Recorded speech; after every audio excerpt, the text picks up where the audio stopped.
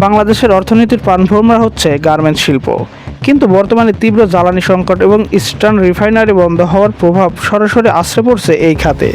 যদি দ্রুত সমাধান না হয় তবে আমাদের সবচেয়ে বড় এই শিল্প খাত কি ধসের মুখে পড়বে?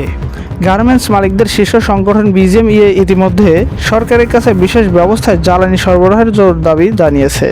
তাদের মতে লোডশেডিংয়ের কারণে মেশিন বন্ধ থাকায় প্রতিদিন কোটি কোটি টাকার উৎপাদন ব্যাহত হচ্ছে।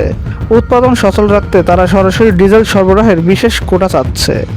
বিদ্যুৎ না থাকায় কারখানাগুলো এখন জেনারেটরের উপর নির্ভরশীল হয়ে পড়েছে, কিন্তু জ্বালানি সংকটের কারণে ডিজেলের দামও চড়া, ফলে উৎপাদন খরচ অস্বাভাবিকভাবে বেড়ে যাচ্ছে। ছোট মাঝারি কারখানাগুলোর জন্য এই বাড়তি খরচ বহন করা প্রায় অসম্ভব হয়ে দাঁড়িয়েছে। আন্তর্জাতিক বায়াররা বা বিদেশি ক্রেতারা নির্দিষ্ট সময়ের বাইরে একদিন অপেক্ষা করতে চায় না। উৎপাদন দেরি হলে তারা হয় ডিসকাউন্ট দাবি করে অথবা শিপমেন্ট বাতিল করে ভিয়েতনাম বা ভারতের মতো প্রতিযোগিতামূলক দেশগুলোতে চলে যাওয়ার হুমকি দিচ্ছে। যদি বায়াররা মুখ ফিরিয়ে নেয় তবে ভবিষ্যতে বড় ধরনের ধসের আশঙ্কা রয়েছে। এর ফলে দেশের লক্ষ লক্ষ শ্রমিক বেকার হতে পারে এবং আমাদের বৈদেশিক মুদ্রা রিজার্ভে বড় ধরনের টান পড়বে, যা পুরো দেশের অর্থনীতিকে পঙ্গু করে দিতে পারে। পরিস্থিতি সামাল দিতে অনেক কারখানা এখন শিফট পরিবর্তন করছে।